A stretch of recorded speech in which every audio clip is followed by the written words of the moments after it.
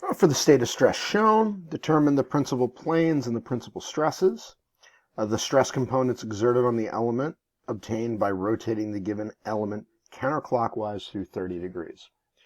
The one caveat with this is we're going to do this via Moore's circle instead of the transformation equations. So let's put together Moore's circle. What do we need to know? We're going to need to know what the average is, and we're going to need to know the radius. So let's take a look. And the first thing I always like to do is just identify those stresses. So we've got in the Y 60 megapascal tensile, in the X 100 megapascal tensile. Shear stress is in the negative direction, 48 negative megapascal. But that will all take care of itself when we do the equations. So average stress, this is going to be the center of our circle. Stress X, stress Y divided by 2. I'm going to be leaving off the units because everything's already megapascals. It's all going to cancel out.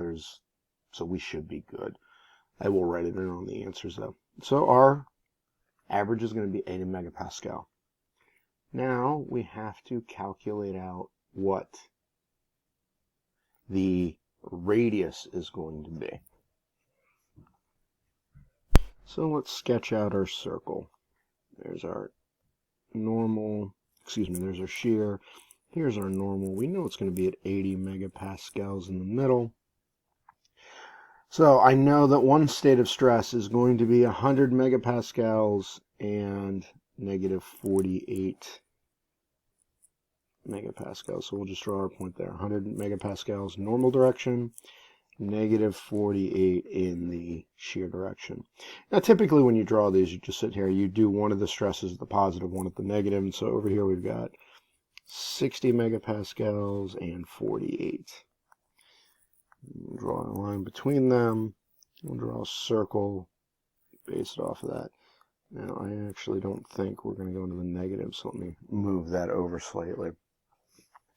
Okay, and so now we can sit there and calculate out what the radius would be.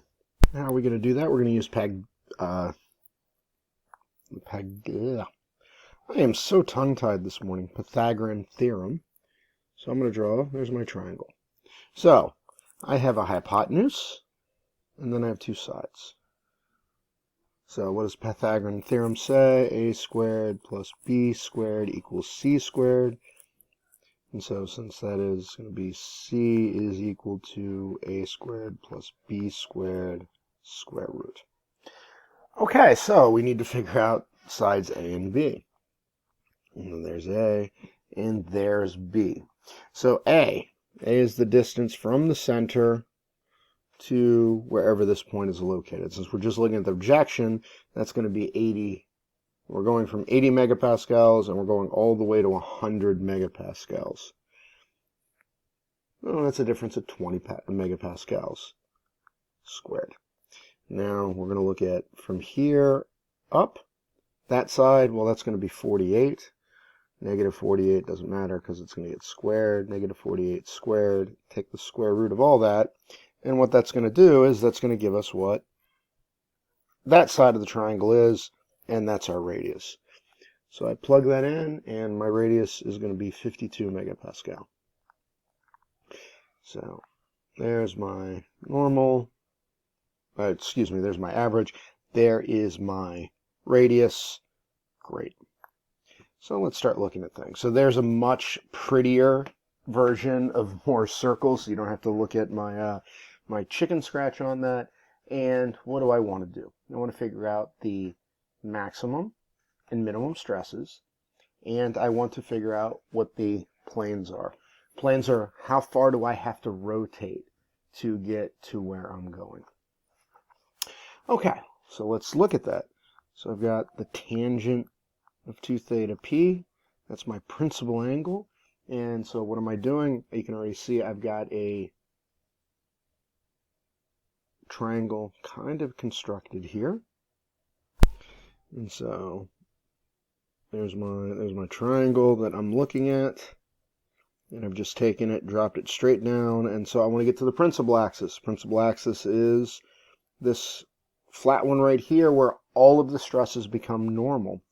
And so what we're going to do is, now typically you would go, oh, this is the tangent of theta over the opposite over the adjacent, but remember we're in Moore space, so everything's double circles. So it's the tangent of the opposite over the adjacent. So opposite's going to be this XF line here. Adjacent's going to be the CF line on the bottom.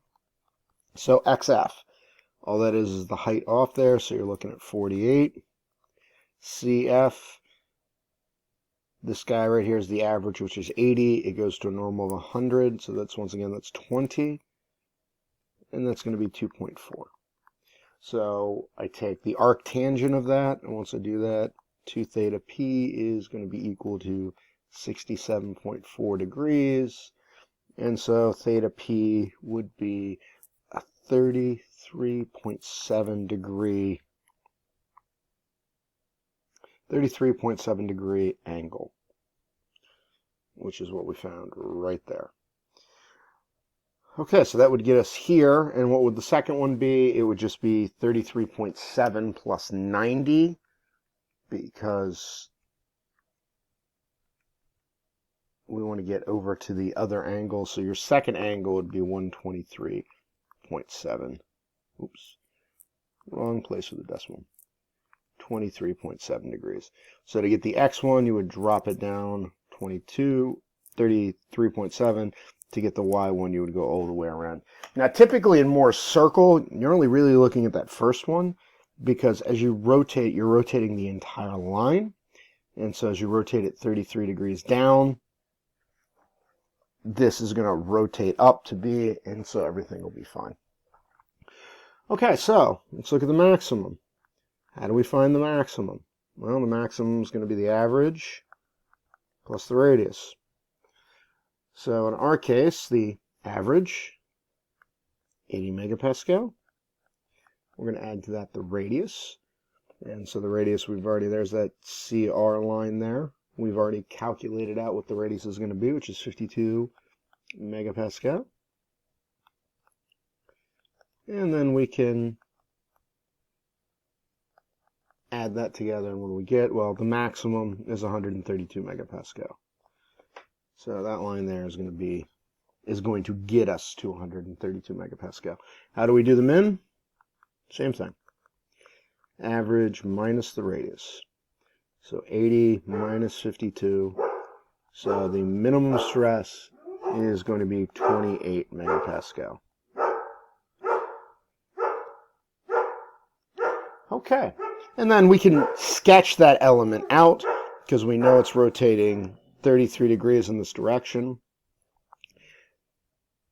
And it's going in the clockwise direction, because that's how we solved it and we got there. So it rotates clockwise, minimum, maximum, no shear stresses at all. And we will do the second half of this problem in the next video.